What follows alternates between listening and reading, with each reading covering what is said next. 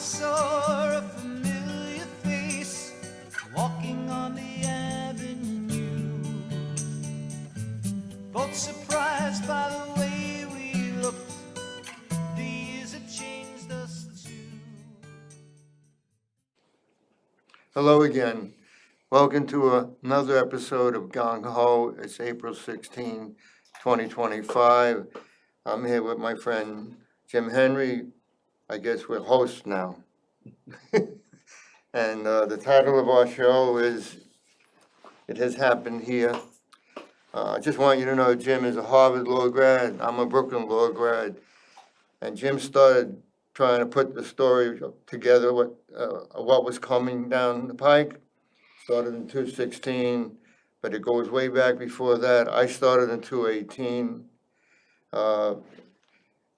We're going through the same things that Nazi Germany did back in the 30s.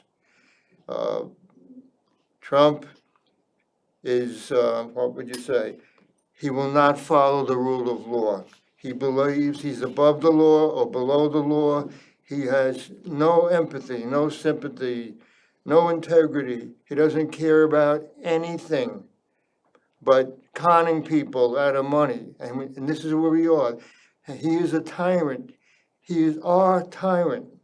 I'll talk more about that in a little while, but I want you to talk about what's going on economically. You could start, but whatever. Well, the reason we're calling this It Has Happened Here, it's a reference to Sinclair Lewis's book that was published in 1936 called It Can't Happen Here, and it was a description of what might happen in the United States if we allowed fascism and absolute dictators to come to power.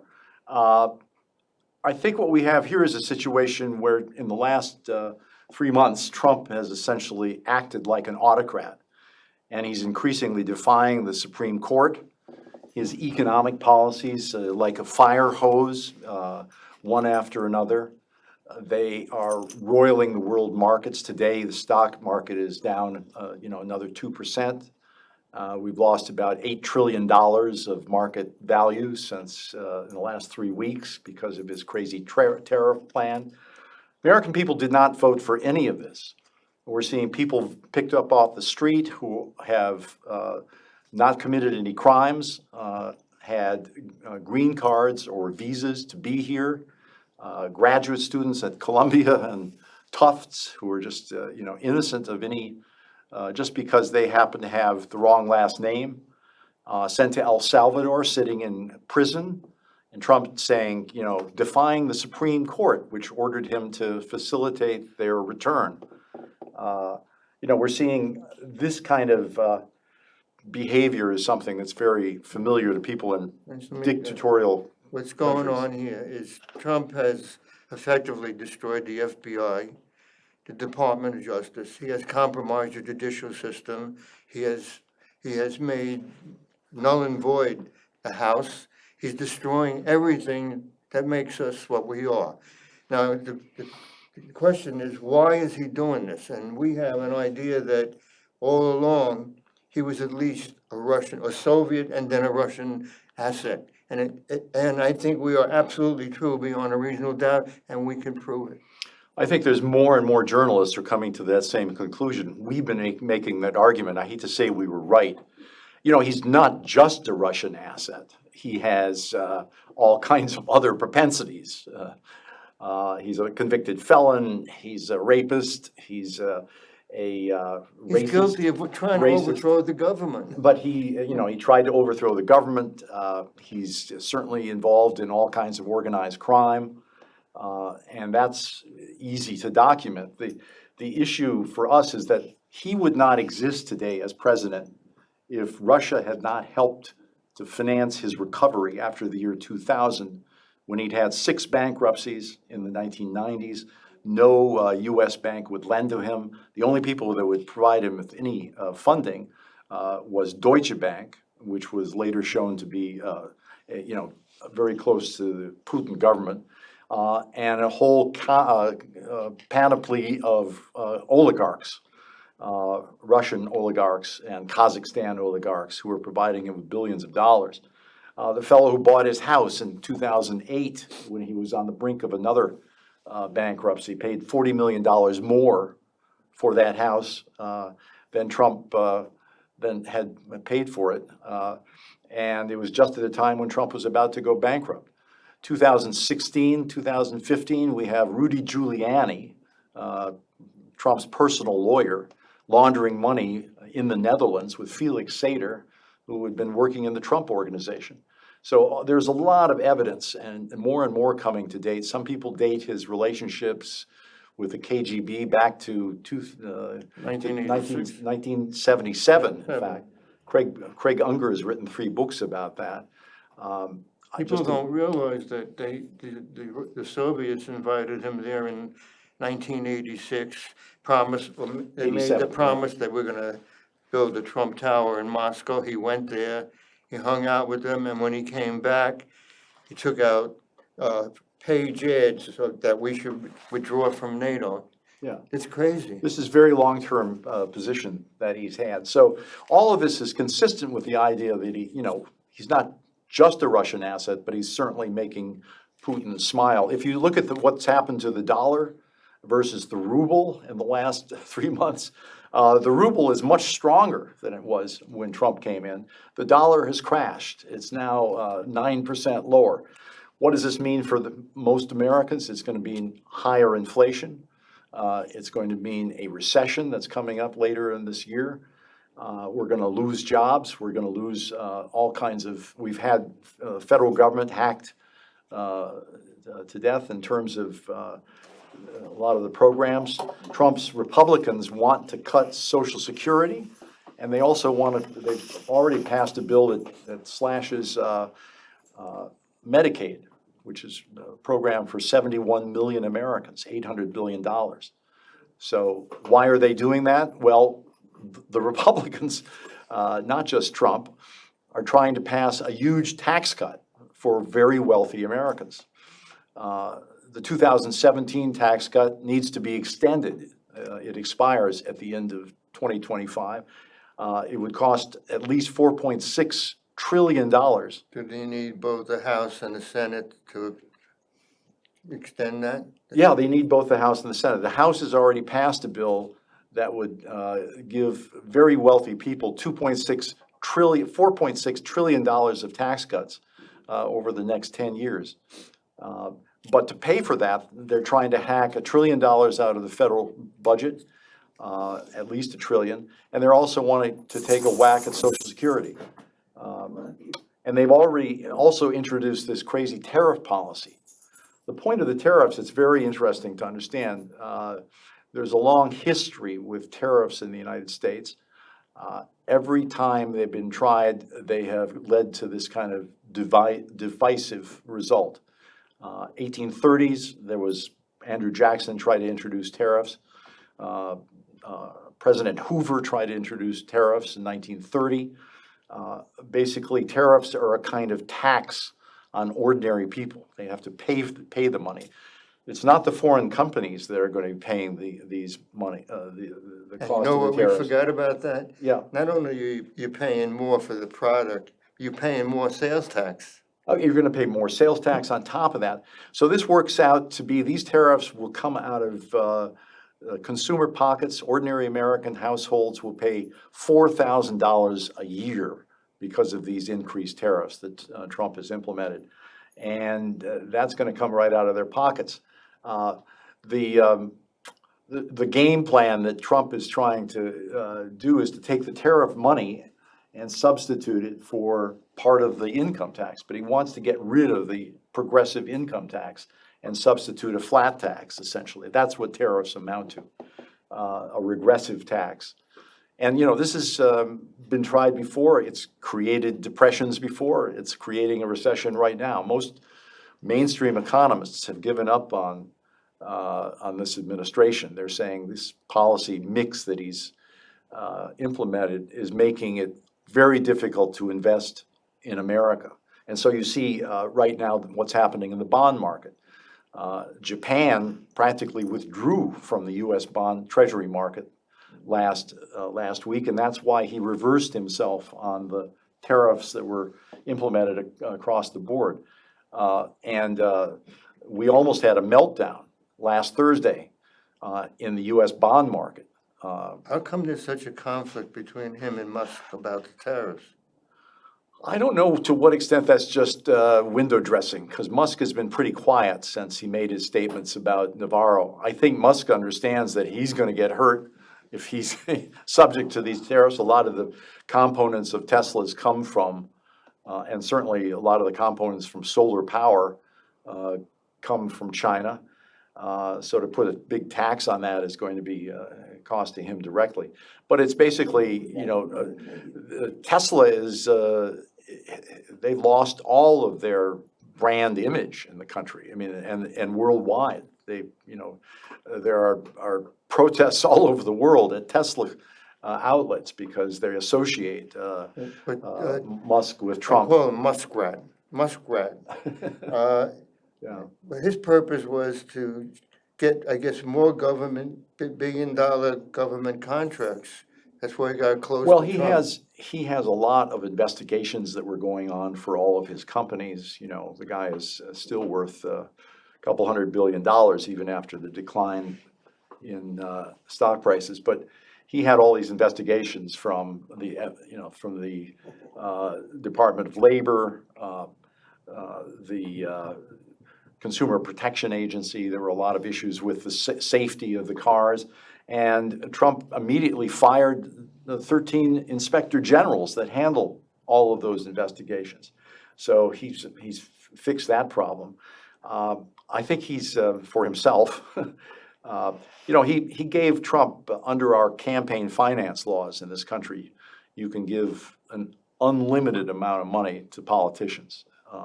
It's called Citizens United. Citizens United. And Thank you, Supreme Court. It's something that the American people need to rise up when we learn from all this. Why do we have this situation? It's because big money was able to spend an unlimited amount of money on candidates. And Musk in particular spent $277 million. I mean, I'll give a few $100s to a candidate that I like it. But that's way out of range. I think ordinary people should be able to. Money has completely corrupted our political system. It's a major factor. And My dad said money was the root of all evil. It turns out it is right here doing it to us. There's unlimited funds by billionaires like Muskrat, particularly for the Republicans, is a disaster for our democracy. It's killing us. Well, it is. Most Americans did not vote in this last election. 33, of the total eligible voters, Trump got about 31.6%, just 31.6, less than a third of eligible voters voted for Trump. He has no mandate for any of this stuff. Kamala and the third parties got about 32%, which is more than Trump got. Of eligible voters. But the eligible voters who did not vote were 36.6% of the population, didn't turn up. And, clearly now they're going to have to think hard about how they can afford to stay out of these elections. Because what you get when people don't get involved is this kind of Can you tell me dictatorship. one thing that Trump has done for the working man and woman? Well, I struggle. I try to be fair to Trump. I'm a registered Republican. So, I really work overtime to try to figure out, is there anything in all this? I can't find a thing. I'm very concerned about his violations of the Constitution. He's come after law firms. He put pressure on these big law firms. And they went, and some of them settled. They gave universities. And universities. Thank goodness Harvard University, my alma mater, stood up yesterday and said, we've had it. We're not going along. We're fighting back. It's going to cost them. Trump immediately froze $2.2 billion of aid to Harvard last night. But they do research and and all kinds of programs for that help us. And help us. Well, the United States in general has the best university system in the world. It's the envy of the entire world. That's why we have so many students coming here to study. And I was speaking at Harvard Law School last week. There was 200 students hiding in their dorms out of the total population of 2,000 at Harvard Law School, because those 200 have visas, and they were afraid that ICE was going to pick them up and chuck them out or take them to El Salvador. People are not going to continue to come to the United States and respect our universities if they're going to be pushed around and treated like this. And Harvard was, Who would want to come here now, even tourists? I hear my friends in Europe are canceling vacations, canceling trips here. Canadians have cut off travel to the United States. The tourism industry in the United States is going to have a hard time until this regime is ended. I think the good news is that Trump has reached his McCarthy moment. And the Harvard thing was really important. It was a time, back in the 1950s, we had Joseph McCarthy, who was pushing people around and violating their civil rights, and A lot of Americans buckled. a lot of Americans just buckled, or they went quiet and they said, this will pass, we'll just let this go, we won't get involved. A very small number sort of resisted that, and a They were lot of people paid blacklisted. with their lives or their careers. But at a certain point, there was a key lawyer, Joseph Welch from Boston, who confronted Joseph McCarthy at a Senate hearing. And McCarthy had been going after this young man who'd been in the army, accusing him of being a communist. And Joseph Welch, his attorney, said, "Have you at last no decency, sir? Have you at last no decency?" And that was on nationwide television. Everybody saw it. That was the peak of McCarthy. And he ended up being censored. He had an alcoholism problem. He died of alcohol within And a thing couple of was, years. he was claiming that the communists were a national security risk. That was his. Well, he was seeing communists under the bed everywhere you could, I mean, All right, we're getting to. but I think the issue is that Trump, a lot of people are very impressed with his power. I'm impressed with the fact that there's still at least 60% of the American people, 70% of the American people did not vote for this guy and are not in favor, were never consulted about this very radical economic and political program. But they keep saying the trumpets, whatever you want to call them, that they won overwhelmingly, and that Well, it's not true. I just said, Of course, it's not true. yeah, they got 31.6%. That's less than a third. They don't care about the Yeah, truth. and they never voted on this agenda.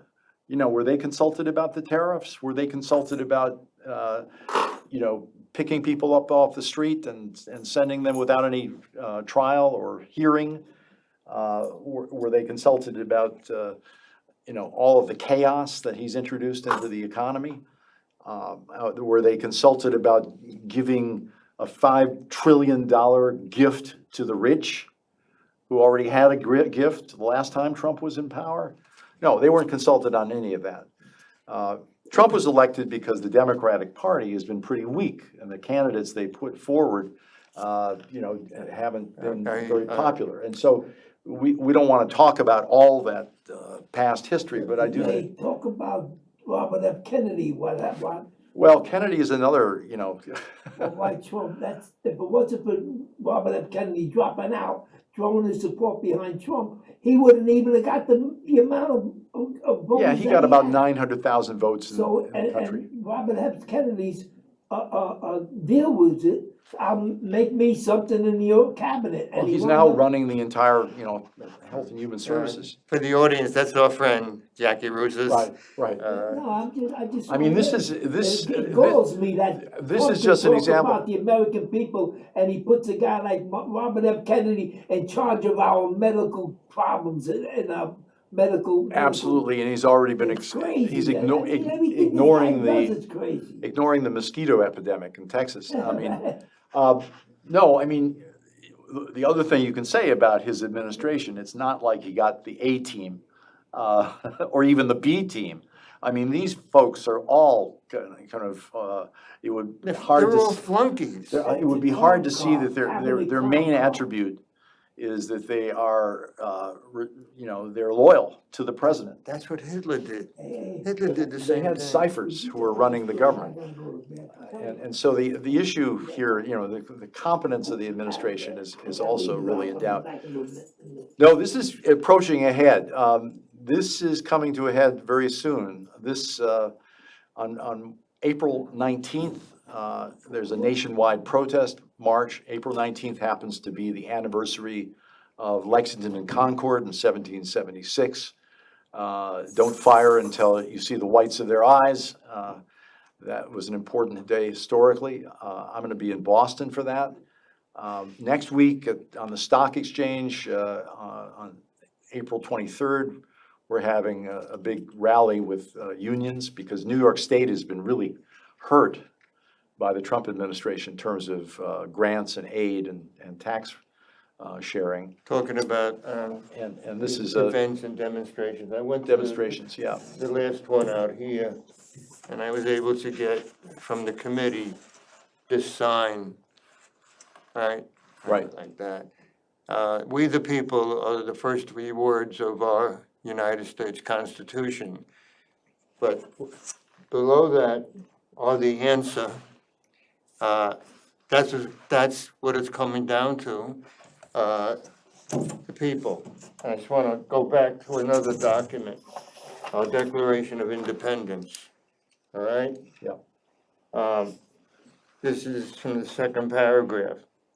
When any form of government becomes destructive to these ends, meaning liberty and justice and everything else, it is the right of the people to alter or to abolish it and institute new government.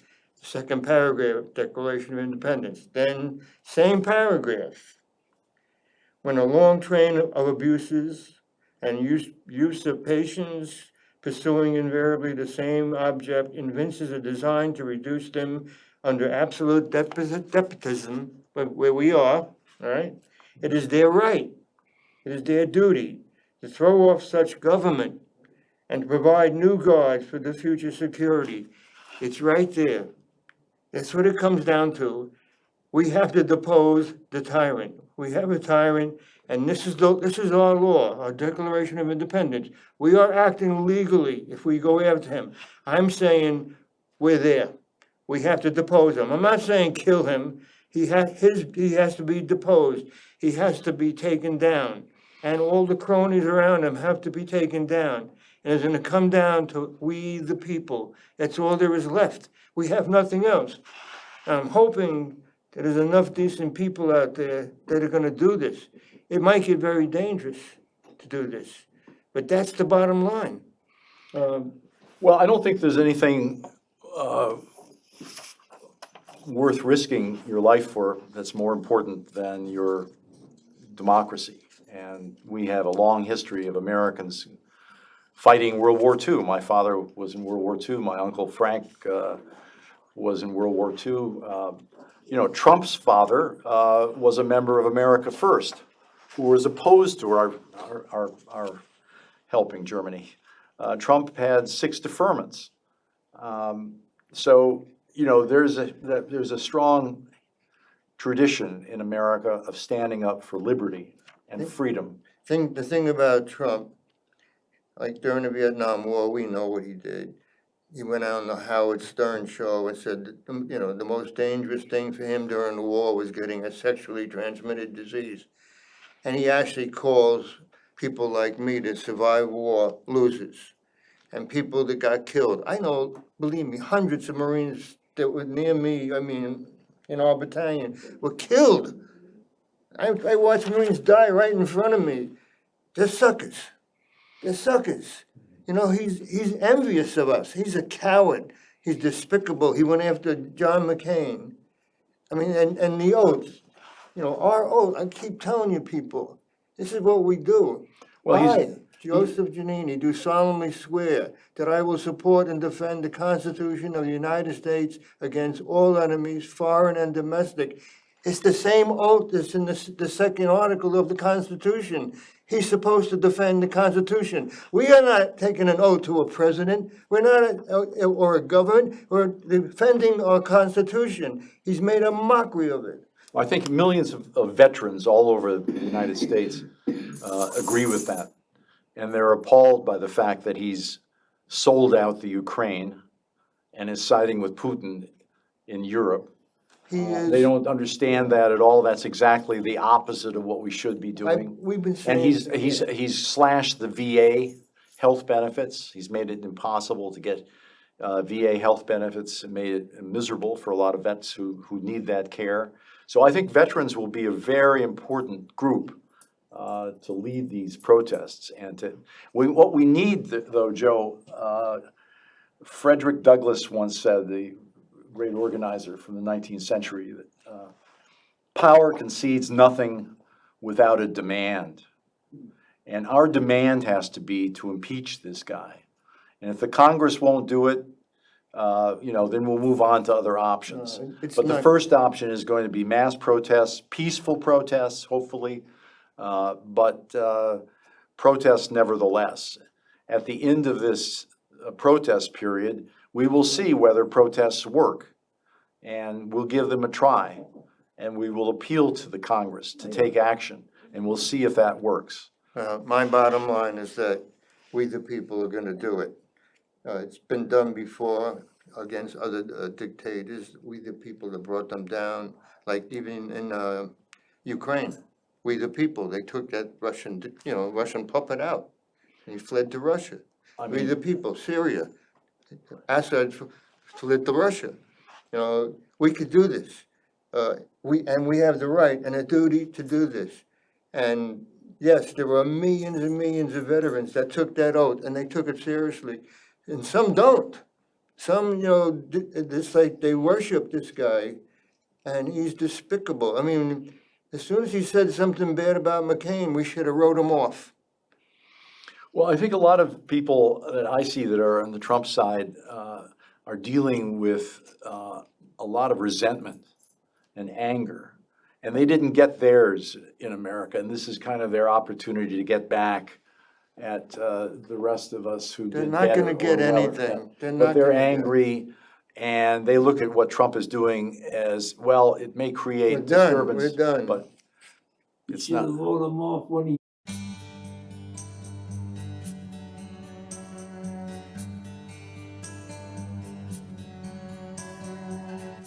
I saw